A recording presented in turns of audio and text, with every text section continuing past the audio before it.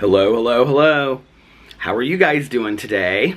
Well, today it is currently 5:21 p.m. on this.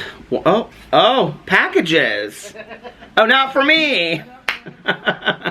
It is on this. What was I saying? I got totally off track there for a second. The Amazon guy was parked out here on the street, and then he like walked across our yard. So I thought the packages were for me because he was coming up here. But I've only ordered one thing on Amazon, and that's the Big Joe pool noodle sling. Sling. So anyway, it turned out to be a nice day. It was raining earlier, and so we didn't do the weeds in the front yard yet, which need to be done because they're bad. And but Alex was doing some stuff around the house today, and I was like going through all this stuff and organizing all of these things. I had all of this stuff, like even like way back from when my mom was alive. I had this like binder, and so I had like all of this stuff. I had like even in there like the appraisal of the stuff like on the house. I don't know why I had to end up getting that done, but it was interesting looking through it and seeing that. I don't know if I've ever told this story before, but so I hired an appraisal company, and this woman came out, and she was really nice, but she was very kind of like hoity-toity, you know, and she was like very fancy. And so she like basically they ask you to leave the house for a little while so that they can go through everything and appraise it. I don't remember why I had to get that done, but anyway, so nothing in the house, even though my mom, like, if she had to sit there through this appraisal, she would have died. Because she always talked about, like, antiques and paintings that she had and whatever. And I feel like I was just telling Tanya this story the other day, even though I had told her before. But I have this, it's a wood cutting of Samuel Beckett, and it's, like, framed. And, so the woman was like going through the appraisal with me at the end, and she said, I think they offer to like buy the things from you that are of any kind of value. The only thing that's really truly of a value that I have is, and I've talked about it in here before, this black leather chair with that's chrome, and it has an ottoman with it. I mean, it's not worth like, I couldn't retire on it or anything like that, but it's, you know, worth like $1,000 or something like that. And, I would never give it up anyway. First of all, because wherever we move, it can either like fit into something modern and contemporary, or it can fit into something that's not. My mom had it in the library when I was growing up, and she had it right next to the stereo. And I remember my mom like sitting there with her headphones on, like listening to music, and she would just sit there and either talk on the phone or smoke cigarettes and drink wine. Sad memories. But no, those are actually some kind of like, there were sad moments when my mom would just sit there and sob and cry listening to old music, but there are also moments that I remember like from that room and that chair, and we have that chair in our bedroom now. It's in the corner with one of the ottoman, or with the matching ottoman. So anyway, she's going through this, what do you call it, with me, the appraisal, and she's like, yeah, she's like, I said, is nothing really worth anything on here? With some rugs that were worth it, but I ended up giving those to my dad. I gave one to my Aunt Kathy, and then I gave the other two to my dad because they were his originally anyway, and I didn't want them. And so my Aunt Kathy had this rug in her condo, and then after she passed away, Caroline asked my dad if he wanted it. And so, because it was originally his anyway, so my dad came out there and picked it up. It was like this huge rug, like, my mom and my dad loved, like, rugs, you know? So, I can remember sitting with the woman, and she said, yeah, she's like, not a lot in here is really worth a lot, you know? She said, I mean, I looked back on it today, and I was like, this was worth 100, that was worth 200, this was worth 50, that was worth 75, that was worth 350. I mean, if I collectively had sold everything, I wouldn't have made tons, but I would have made something, you know? But the memories of keeping it were more important to me. And so like, she has all these Joni Johnson paintings, and Joni Johnson was an artist here in Indianapolis. I think she lived other places too, but you've probably seen him in the background of some of my videos that I've done, because I have like 3 of my aunts, and my mom had like 5 of them that were bigger, and she would paint on like the back of like shopping bags or whatever, and she always put a poem on with it, and she was really famous. She got to be really famous. And so those paintings were worth something, but like like I said, not anything that I could like bankroll off of. They were worth, you know, a couple $100s or something like that. But like the memories of those mean more to me than selling the paintings, because I can remember having those. Like, my mom loved them. She would go to the art fair every year and she would like buy one, you know. So anyway, and she always told me, she was like, don't sell those Joni Johnson paintings. She was like, those, first of all, the value will go up, which, whatever. And then she was like, and those always meant a lot to me. And they have like, I should like show you guys the paintings sometimes, because they're really cool. We have one right inside our door, and then we have one in the kitchen, and then another one in the living room. That's 3. I might just have 2 that are down that I don't have hung. I can't remember. Oh, no. I have one, another one on that wall. Anyway, so the Samuel Beckett wood cutting, which is where you like, you know, carve out like a wood cutting and then you press it into the thing or whatever. She said, now this, because I said, oh, nothing in here is worth anything. She goes, no, not really. And so she said, but now this, she said, this is, I think, worth several $100,000. I was like, oh, okay. And she goes, only if I knew the artist. If I knew the artist that had done this wood cutting, she was like, because I think like I could match it up. She was like, these wood cuttings are very, very rare. Not a lot of people have done them. If you've heard this story on the vlog before, I know you're already laughing. So anyway, she was like, you know, I don't know if it's some unknown artist, and probably it's not, but she was like, I have a feeling it might be from somebody that's quite famous. I said, well, I do know the artist. And she was like, you do? And I said, yeah, it's my dad. I was like, you can leave now. So anyway, my dad had done this wood cutting because in my dad's youth, my dad's very artistic and sculpting and painting, and he's just like, and he's also that person that's like super intelligent and very, very smart, but he's also that, like, you know that kid you hated in school because they were like artistic, they were athletic, 'cause my dad's real athletic too. They're artistic, they're athletic, and then they also, hello? Are you coming over to talk? No, I'm gonna kill this weed that's driving me crazy. Well, we're gonna pick them. We were gonna pick them this weekend, but it was raining earlier. I want this. I mean, you can do it if you want to. Your wife told me not to. To spray? Yeah, she said it would kill her plants. Well, you don't have to tell her. I won't tell her then. But my dad is like super artistic and very intelligent, blah, blah, blah, whatever, and very athletic. And so he just like is good at everything. Well, one of the things that he was real interested in, like when he and my mom got together, was wood cutting. And so he would do these wood cuttings and then like like they would have dinner parties or Christmas. Like one thing I have downstairs in the basement, I have several of them, is this Christmas winter dinner party. And on the front of it is like this Christmas creature that like you wouldn't even know what it was. It's very cool, and it's like in red and green.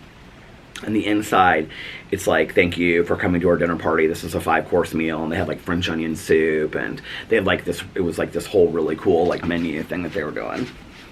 Are you having a good day? Are you working? I'm working. Yeah, working. What? My brother just left, so we had a good time. Oh, good. Well, I'll talk to you about it later. We'll catch up. He always asks me if I'm working. I'm like, yeah, I'm vlogging. I'm working, but he's so sweet. He was actually showing me all of these pictures and stuff because his brother, who is closer to 60, I think, his younger brother, he's always wanted to go to like Singapore and like all that, East Asia, and so he just went on like this extended trip and just got back, and he was showing me like all the places he stayed and whatever, and he was like, it was so cheap, and he had like this fantastic trip and saw that like all this whole area over there. So he was showing me all the pictures of it the other day, which was really cool. It's kind of lively out here today, isn't it? Alex was actually supposed to go to his high school reunion, his 20-year tonight, and he and a friend were going to go together. And now she can't get a babysitter. And so I was like, well, if you want me to go, I'll go with you, babe. Like, and he was like, no, it's okay. He's like, I haven't said. He's like, I might just go up there for like, you know, a little bit by myself or something. I was like, well, like I said, if you want me to go with you, I'll go.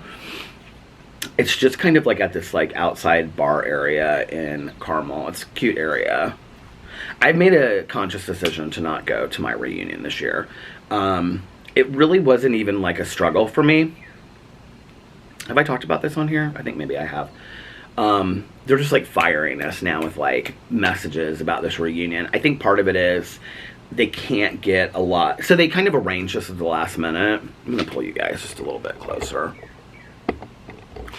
So they kind of arranged this at the last minute for our high school reunion, and what they put together is very nice. It's 2 nights. It's Friday night. It's kind of like just like this cocktail meet and greet, and then Saturday is like this sit-down dinner that's like nice, but it's kind of like barbecue food and it's whatever. It's nice. And live entertainment. They're going to have a band and a DJ and stuff like that. And they're having like a golf outing, and then they're having like a tour of the high school. It's like a really like well put together reunion. The problem is, the reunion is, I think it's next weekend. Somebody just texted me. Who just texted me? Oh, my dad. I was talking to my dad earlier, so I had to send him some stuff. The reunion was, or is like next weekend, and they're just finalizing tickets like yesterday. So, like, for people to fly out here to go to the reunion, because a majority of the people that I went to high school with, all of my friends, like all of my friends except for one, and and the one that like she and I were friends through kindergarten all the way through graduate school, she wouldn't go to the reunion anyway. I already know. And my one other friend, she's like in this group messaging that we're doing with all of these people that we were kind of friends in high school a little bit. She was one of my best friends. Well, she was my best friend probably my senior year of high school and my first year of college when she went to IU, and then she came up here after her first semester and she started going to IUPUI. But she texted me and she was like, what are you thinking about going? Are you thinking about going to the reunion? She goes, if you want to go, I'll go with you. Because the 10-year was interesting. So when I went to the 10-year, I actually did go with my friend that I had gone to school with, my kindergarten all the way through graduate school. And I think I was with I had a boyfriend at the time, but he didn't go, and so she and I just went. The 10-year was like, if you were married, you took your spouse, but if you were like this is how it was for me. I don't know, it's like my 20-year, so many people didn't bring their spouse, and I did. I brought Owl. He wasn't my spouse at the time, but I brought my husband, and, you know, we had a good time, and it was fine, and whatever, and he actually knew quite a few people. But, like, the 30-year, like, everybody that I know that's going is, like, going by themselves or with a friend. They're not bringing spouses and whatever. And it's, like, this really small event. And, so she and I were texting, and she's like, what do you think? She goes, I have plans to go out of town that weekend. It is next weekend. She's like, but if you want me to cancel my plans, she was like, and we can go to the reunion together, I'll go. And I was like... I texted her and I said, I should tell you, sorry, I should tell you what I said. Hold on a second. Here she is. She said, morning, are you considering going to the reunion at all? I didn't really have much interest, to be honest, but so-and-so, a friend of ours, is asking if anyone is going. So if you're up for stuff like that, I didn't know if you were up for stuff like that yet. I might be in Michigan for that weekend, but if not, I might be persuaded just to see everyone again. Ugh, I hate reunions, is what she said. And I said, I'd always thought that I'd go, but now that it's here, I honestly don't care. I know that sounds horrible, but I just don't. I would totally be down for, like, because they're talking about, like, if, like, 5 or 10 of us got together for, like, a dinner, and we had, like, a private reunion of just our friends and things like that were, like, really close. I said I would totally be down for doing a dinner or something, though. Sadly, I don't think that many people are going to the reunion, and I don't. Like, that's the thing. It's, like, it's only going to be local people. And a lot of people already have plans. Like, in the comment sections of the reunion planning, there's so many people that are like, I wish I could have gone, but I've got plans to go to town, or we're doing a family trip, or whatever, you know? And then she said, I said the same. I told them no one is going and we'd have more fun just going out to dinner together. I'll let you know if I get any more info on what they're doing. Hopefully we can get together soon regardless. And I said, yeah, definitely. Or yes, definitely. So, you know, I don't know. I just like, I think I talked about this in a Peterisms video not too long ago. It's like, you know, before my 20 year, I really had this kind of need, this kind of Romeo and Michelle moment to go. I mean, I really did. Like, hold on a second. I know it sounds ridiculous and it sounds petty, but I think it was to prove to myself, first of all, I looked good at that point in my life. I mean, I was like in shape. I was working out every day. I looked really good, you know. And so Alex and I and a friend of mine from high school, we went. And she didn't really want to go to the reunion, and she was kind of bitter about the whole thing. But I had this need to kind of prove, like, see, you didn't keep me down. Like, I'm successful today. And what I really got from it was, we change so much, don't we? I mean, we really do. You know, I mean, from 18 to 30, it's like, the person that you were in high school is just not who you are at all at 30. I mean, I still have moments where I think about things and whatever and all of that. And did you see Alex just put in the doorbell camera things? He put them all over the front and the back. He got like ordered them online or something. He got real excited about it. So that's what he's been doing today. So anyway, yeah, like, I have this need to kind of, like, prove, like, I'm good enough, and you didn't keep me down to everybody. I think I expected to go in there and have people be like, oh, that's Peter, like, glow up kind of moment, you know, and, but, like, here was the thing, was, you know, I knew a lot of people that I'd gone to high school with, and they, like, had massive amounts of money and were very successful in their careers and were living in $500,000 to $1 million houses and were driving, you know, Porsches and Mercedes and all that I went to high school with. I knew that at that time because I you know, I'm on Facebook, I've seen these people, whatever. Like, I knew that to be true of a lot of those people, and I think to some degree that's how I measured success, was like keeping up a little bit, right? And that wasn't my life. I had, you know, just moved into my mom's condo after she had passed away and all this kind of stuff. And, but like, I went and it was so not what I expected it to be, you know. It was, people were very intrigued and interested in the life that I had with Alex and were so supportive, and so many people came up and apologized to me, like people that really had been rude and mean to me in high school, and specifically remembered what they had said and done, and would say, you know, like, I know, like, I made your life a living hell, and I really feel bad about it, you know, and most of them said, you know, when I started having kids was when I started thinking about it. So this is what had happened. Like, I had met up with my high school, like, main bully, like, a year or two before that, because I had posted this thing on Facebook. Remember when we used to do, like, those, like, notes or polls on Facebook, and the last thing that I put on there was, every day I went to school, I was afraid. I was afraid of going to school because I didn't know what was going to happen and when my bully was going to, like, attack out of the blue.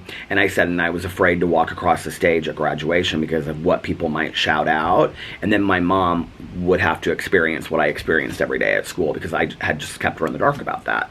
Well, he knew that was about him. So he had reached out to me, and then we ended up having coffee, and there's a whole long story about that where Alex and I at the time were doing a lot of anti-bullying campaigns in Indianapolis, and really, like, a lot of activism around anti-bullying and the Religious Freedom Act and all this kind of stuff, and marriage equality. And so we're at a lot of events, and he knew that, and he would show up to every event. I remember finally, like, it was this event for IUPUI, which is like it's Indiana University, Purdue University at Indianapolis. It's kind of like UCLA, but, like, you know, the two different major schools joined in Indianapolis.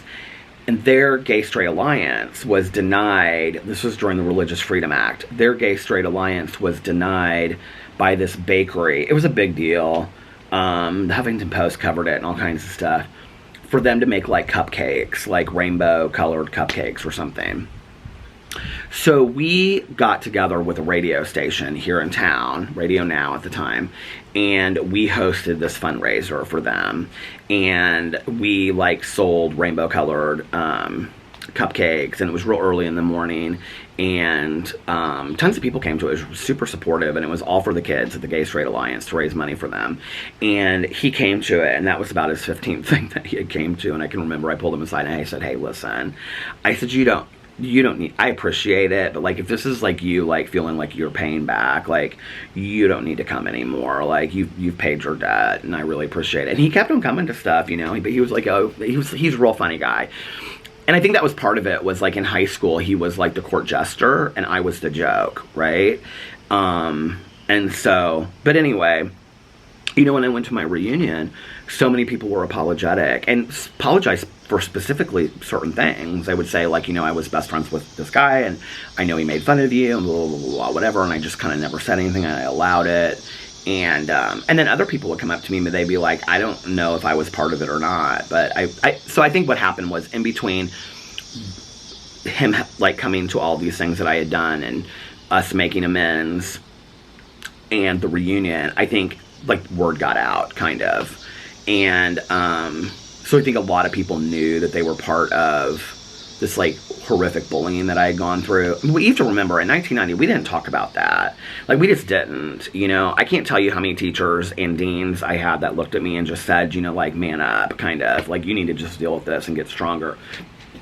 So, but he, so many people came up to me and just were like, you know, like, if I was part of that, I'm really, really sorry. And I'm like, thanks. And, you know, the really cool thing was that so many people, popular and not popular, that, like, I had known of in high school or sat next to, or, you know, we had gone to 12 years of school and never really got to know each other. Like, I got to have conversations with them, you know, like real conversations. I remember there was just like this one girl that I had been, do you remember when I talked to you guys about like the two girlfriends that I had, that like I was really good friends with them? And I've told the story on here a lot. And then like 6th grade, we were great friends. I think like 5th grade, summer of going into 6th grade, because that was maybe when we went to the water park a lot, or no, that was the summer of 6th grade, I feel like. And then 7th grade, it was like over, which I found out recently why that was, because one of the girls I know, and so anyway, and I know her really well, and we're like good friends today. Well, what I found out was that the other girl told her, we had gone on this like clothes shopping trip to Chicago. Our moms like knew each other and were friends, and we went on this clothes shopping trip to Chicago and stayed like 2 nights and went to a play and all this kind of stuff. And she came back, and this girl liked me, and I was kind of boyfriends with this girl. And I mean, this is 6th grade, remember, right? And that girl told her that we had held hands in Chicago. And so like that was why I was left with no friends at all going into 7th grade. That's what happened. So petty. And just to think like I was in such this, like, I hate saying this, dark place, because I think it's corny to say that, right? But like I really was like in this really dark place, 7th and 8th grade, and had really no friends as a result of this girl telling this other girl that we were holding hands in Chicago, which was totally platonic, you know. But anyway, I remember, so the other girl, like, she and I know each other. Well, we both ended up in the same place, let's just say that. I think I've talked about that on here before anyway. It's not like I've said her name. So anyway, but the other girl, I saw her at the reunion, and I remember she came up and she like said her name to me. Like she was like if I would say to you, if I would just kind of saunter up to you, like while you're talking to somebody else, and be like, Peter Monn. And you look at me like, okay. And she was like, what do you do? Who are you and what do you do? Or something like that. And I was like, girl, don't act like we didn't know each other. Like, because for me, like, you know, there was still like, I know this is corny 25 years later, but there was still kind of like some unresolved pain there for me, you know, that I was still like, you know. And she just saunters up to me and tells me about her wonderful life and what she's doing. And honestly, I didn't care. I really didn't. She was so phony. I could see to this day what she had on, and I just was like, I don't care. And she was like, you know, so that was that. I mean, there were a couple phony people, but other than that, it was like, I remember this one girl. I'd written a couple blog posts about my mom, and she was kind of like a real wild child in high school. And I can remember she like came up and she was kind of still real wild and kind of like cool looking and just, you know, she was always popular, but she wasn't like, didn't fit the norm of like what looked normal, you know, what like popular. She just was real edgy and different, and she still was at like, you know, 40 years old. And she came up to me and she just went like this. She just went, "I love your mom." She was real drunk, and I was like, "What?" And she goes, "I read all your blogs. I love your mom." She was like that. Hold on a second. Okay, that was Alex. He was telling me that he is going to go to the reunion for a little bit. I said, "Do you want me to go with you?" He was like, "No." He was like, "I'll be fine." So he's going to run over there, and I hope he has a good time. I hope he has fun. His experience is very different than mine was in high school. Like, he was not bullied. He went to like all the school dances. He loved going to school dances. He went to like 4 homecomings and 4 proms like each year, junior and senior year. Alex actually danced for the Fever, the Indianapolis women's basketball team, when he was in high school. He was like on a hip hop dance team as well. And so like he like kind of was well known for that when he was in high school. So he wasn't like bullied or anything. And it was like, you know, generationally 12 years, you know, later. And he had a completely different experience. I hope he did not lock that door. No, he didn't. He had a completely different experience than I did, right? Like, we were talking about the reunion last night of like him going or not going or whatever. And I said something to him about like, are you okay going or whatever? And he was like, "Why wouldn't I be?" And I was like, "Well, I wasn't. Like, I struggled going. You know, I really did. Like, I can remember being here with my friend and Alex, and I was like, I don't know that I really want to go at the last minute." And finally, Alex was like, "We're either going to go or you're not going to go. Like, you need to make a decision. Like, this has gone back and forth enough." And I was like, "Okay, I'll go." But no, like, it was a really great experience, and I think it was really an ability for me to, I know I talk a lot about bullying still to this day, but it's, I think, important to talk about it. And I feel like more has come out, like, since talking to my past therapist about PTSD that I've struggled with it, and on and on and on. And I just think that there's a lot of things to talk about when it involves, you know, the bullying that I went through. But I will say that going to my reunion allowed me to have a lot of forgiveness in my heart, like a lot. And I don't even know it was like conscious forgiveness at the time. I feel like it was, I don't even really know how to say it. I feel like it was just a moving through the pain. Like, they don't, like, you know, Wizard of Oz, they hold no power here kind of thing. You know, be gone before somebody drops a house on you. It was like the way that I had seen these people in my head, and then to see them 20 years later as adults. Because I did go to my 10-year, and I went with my friend that I had gone to elementary, junior high, you know, kindergarten through graduate school. And it was different. The 10-year was a different experience. It was, like, I remember, like, we had seats at, like assigned seats at, like, a dinner table, and they were with, like, people that we really didn't know very well, number one. Number two, people were super dressed up. And I was, like, in jeans, construction boots, and a Carhartt t-shirt. And I was in good shape. And, I mean, but what? I mean, I'm almost, like, at that point, like, 28 or something like that, you know? I just turned 28. And I remember my friend was, like, real dressed down, too. Like, neither one of us were super dressed up. In fact, it was, like, $60 to get into this thing. It was one night, and I remember, like, you got, like, a book, and it had, like, everybody's picture next to it, and, like, what they were doing today, and, like, if they were married or single or whatever. And I can remember afterwards, we didn't even stay for the whole dinner. Afterwards, we went to Applebee's, and we, like, ate at Applebee's, and I remember we went through, like, the whole book, and we, like, looked at all the pictures to see where, like, people were doing today and stuff, and or at the time, and my friend, like, pitched the book across the table, and she goes, $60 for a stupid reunion. But anyway, the 10-year was really different, and they, like, I remember, like, they were doing dinner, and they started giving out, like, awards, and the awards were, like, most changed, most successful, most prettiest, all this kind of BS, right? And it was that same group of 20 people that had been the most popular for like how many ever years. There was like no depth to it whatsoever. I think that was the point where she and I kind of looked at each other and were like, let's get out of here. Like, what are we doing here? And yeah, and it just was like, and that was part of why I didn't want to go to the 20 year. But I was at a different place at 20 years, you know? And I was a different person than I had been at 10 years. But like I got so much out of, I almost kind of, to be honest with you, there's a piece of me that feels like if I went to my 30, I'd be kind of disappointed a little bit. I don't know.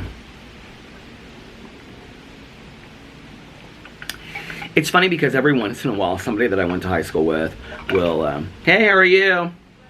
Good, nice night, huh? Every once in a while, there will be somebody that I went to high school with that will reach out to me really randomly and like ask me something about high school or something about what I'm like in my life today or anything, you know, something like that. And like one of the things that's interesting is our graduating class has several people that are sober in it, and of varying different degrees of sobriety. And you know, I mean, people that have less than a year all the way up. I think probably I'm the person that has the most sobriety, but I could be wrong about that. And so I feel like that's kind of a common denominator with several people. You know, there's also several people that have come out. Like, you know, I've had, at the time, like when I was like 21 or whatever, I would have guys come up to me and say, you know, like when, for things, like, okay, like living in a suburb of Indianapolis, like when I was in college, like Thanksgiving weekend or like Christmas time, things like that, like the bars, a lot of people went out to it, right? Like the night before Thanksgiving is like a really busy night. So like everybody that's at college, they come home and they go out, right? And I can remember being at some gay bar and like 3 of these guys being out together. And they were like, the one guy was just like, I just want to thank you so much for being out in high school. It made it so much easier for me. And I can remember thinking to myself, and saying it, actually, I wasn't out in high school. First of all, I had a girlfriend that she came out her freshman year of college, and I came out before my freshman year of college. I came out on my 18th birthday. But, and I looked at them too, and I thought, and they're still friends today, these 3 guys. Very nice guys, really nice guys, you know. But I thought, I never had that, see? Like, I never had that. Like, none of you reached out to me and were willing to be friendly with me, like when I was in high school. And I can remember at the time that was hard for me. I still see, like, when they post pictures and they get together once a year or whatever, and I'm like, I kind of wish I'd had that. You know, Alex had, in college, 3 guy friends, and they were super close and went out together all the time. He's still good friends with them, you know? And I kind of wish I had that. Well, was it before I got sober or after I got sober? After I got sober, I was like friends with, well, one of them I knew before, 2 of them I knew before I got sober, but there were like 4 guys and we were all super close. And like I flew out to Colorado after my mom died to one of my friends to go to Pride Day, and then I went out there. I was gonna move to Colorado because I just loved it so much. And which is so funny because one of Alex's best friends lives in Denver now. And I think that's so funny that you ended up in all the places that he could have ended up. Because he had dreams. I mean, he's been all over the world, you know, and all the places that he could have ended up, he ended up in Denver with his boyfriend, which is so funny. Which he met in Denver. And I could have ended up there too, but. So, yeah. Reunions are interesting. I think you have to ask yourself, like, I really truly think this about reunions from talking to so many people through the years. And of course, I'm somebody that just thinks and thinks and thinks and makes too much, you know, out of stuff. But like, I think you have to really ask yourself, why are you going into it? Like, if you're somebody that's just like popular and you didn't really have a hard time in high school and you just want to see your friends, like, I think that's one thing. You know, like, Caroline the other day said to me, she's like, I've gone to all my reunions, and that kind of surprised me. I thought she hadn't gone to any of her reunions. But like, you know, Caroline was real popular in high school. It wasn't, I mean, So, like, for her, it's just like hanging out with friends, and a lot of them she's kept in contact with. You know, it's like my friends live in Washington, Portland, Oregon. I mean, my friends live all over the country, and they're not coming home for reunions because they don't care, and they've long left that behind them, you know? And I think for my 10-year, it was, I think the reason why I went was I just wanted to see, like, what was going on or if people had changed. I don't even know why I went. I feel like maybe it was that very Pretty in Pink kind of moment, you know, when she says about your prom. Well, you have to go to your prom. Well, you don't have to go. Well, you don't have to, but if 10 years later you'll like be like, oh, I forgot something. Is it my kids? Is it my keys? Whatever. And so I feel like I had that kind of mentality about my 10-year reunion. Like, just go and see what it's like, you know? And then my 20-year, I was like really like in a happy place. And so there was like this definitive attitude of, I'm going to go and show them that they didn't beat me. I mean, that was the reason for going. And what's so funny is that I came out of it with this completely different experience, you know, that people are just people. And also that people's experiences in high school weren't, I mean, I thought I had the worst experience in high school, and there were other people that had tough experiences too. But there's not tons of people that I really want to see or that I wonder about, you know what I mean? That I feel like if I wanted to see them, I could call them up, and I probably would. Like, I'm kind of that person. So I don't know. I don't really have a need to go to my reunion this year.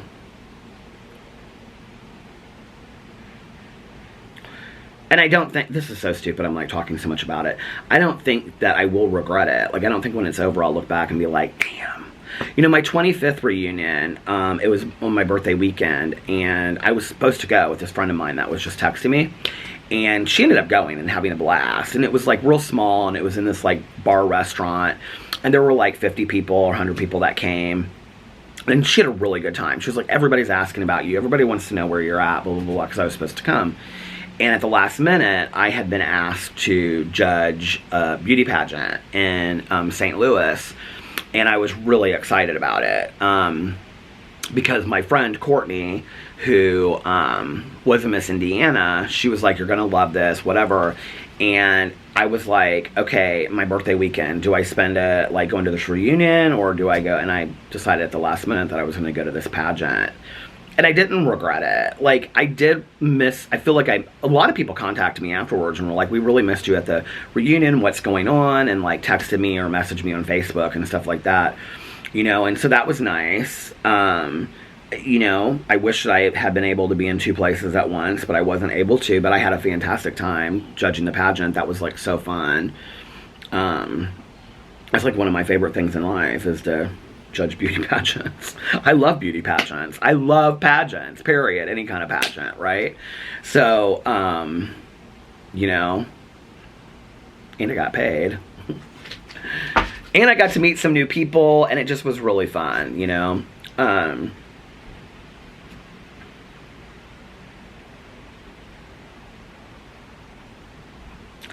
remember my mom at the end of her life, she said to me, you know, it's, when you look back on your life, it's not the things you did that you regret, it's the things you never tried. I did this, you know, I feel like I tried to make right for my high school experience, and I feel like I did that.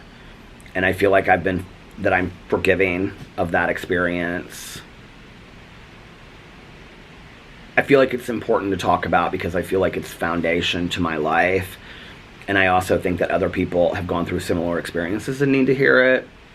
But I had a lot of really good times in high school too with my friends, and, you know, especially later high school. And I don't know that I have this desire, this need to continue to stay stuck in 1990. I just don't, you know?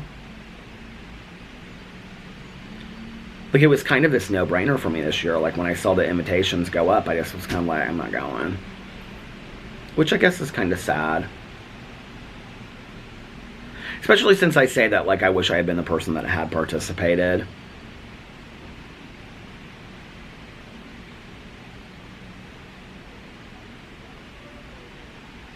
I don't know.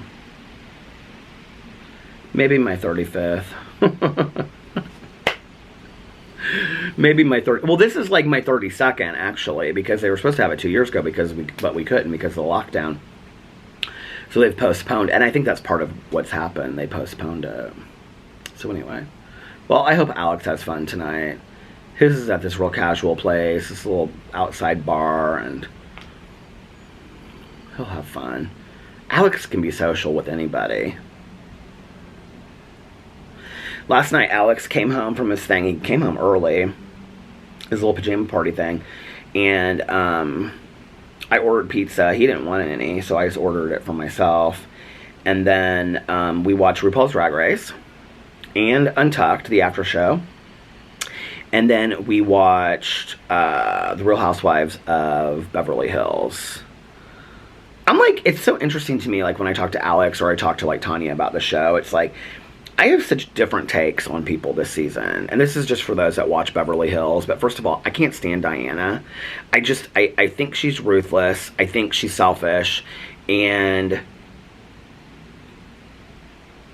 I really thought I would like her. And like, she is an unteachable person to me. Like, she is the epitome when you watch her of like, I know everything. I know how to act in every situation. I know how to respond. You're always wrong. You cannot teach me anything.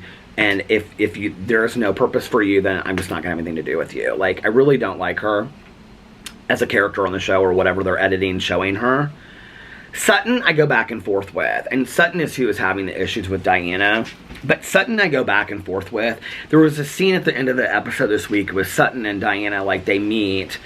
And, to, like, have this discussion. And, like, I went so back and forth watching it of, like, whether I agreed with Diana or whether I agreed with Sutton. I was, like, so confused going back and forth. But at the end, I've been Sutton in that situation where you're trying to make something right. Like, it's like, can we just come to terms of being civil with each other? Like, even if we don't like each other. And the other person's like, no. And it's like, what? Like, I mean, I don't have relationships like that in my life today. But I'm telling you, like, in my 20s, I think I did. And definitely before I got sober. And then, you know, like, Garcelle, I love Garcelle, first of all. And her being concerned about Erica and her drinking is so interesting to me. Because Kim Richards, her sister, like, really struggled with that. And then Garcelle saying, basically, that Kyle, like, is kind of like a fence walker. Like, she, like, 1 second is siding with this person, the next second siding with that person. I 100% agree. She and Mauricio, PK, and Dorit are talking crap about this whole situation of Erica talking poorly to Garcelle's sons, which was so highly inappropriate. And then she's like, oh no, like, I think that you deserve an apology. Do you think we're not going to see that footage? That you're like a total flip-flopper? I mean, and I love Kyle Richards, I really do, but she's a flip-flopper.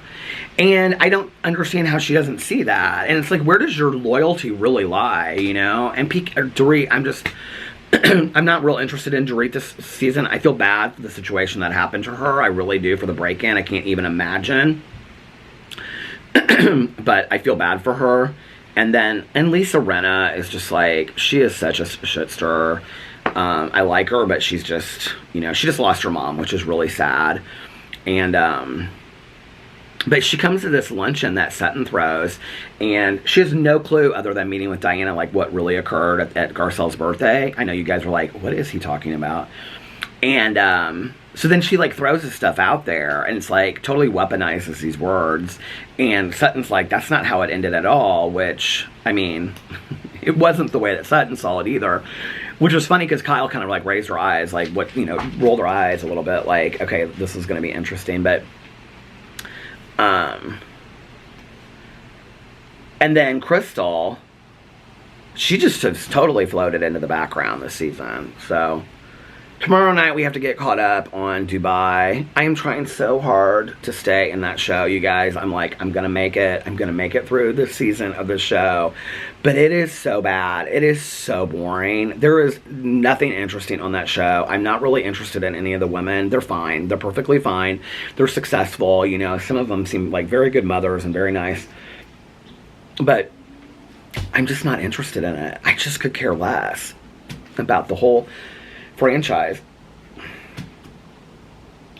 So anyway, it's interesting because I put up this, hold on a second. I put up this, there they are. The drink crew. You know us now. Have a good one. My cousin Caroline just called me. That's the couple that walks down pushing their baby and they're drinking wine when they're walking down. I love that. I put up this thing for Alex and I to do. Oh wait, that's Alex's. Where's mine? Okay. To do, oh, it's already gone. A video. And it ended up being, like, to do a Q&A. I just took a picture of it. And it ended up being 52 to, okay, would you guys like to see us do a Q&A video or one talking about our opinions on the hottest past current housewife scandals? Q&A 52%, scandals 48%. What's interesting to me about that is we've done so many Q&As, but I also know that a lot of people aren't that interested in the Real Housewives. But since it was so close, I'm not really sure what I'm going to do. So we'll see. But I'm going to go and call my cousin Caroline back really quick because I know that she's calling about that TV show Blackbird, which I just started. Caroline has spent the last 2 days in Columbus, Indiana, having a pool whatever weekend with her girlfriends. So she's probably on her way home or she just got home, and so she wanted to ask me about this TV show and tell me about her weekend. So I'm gonna call Caroline. So I'm gonna make this a real quick outro today. I love you guys. I hope that you're having a magically amazing Saturday. I love you. Thank you for hanging out on the porch with me today, and I'll see you tomorrow. Bye. Love ya.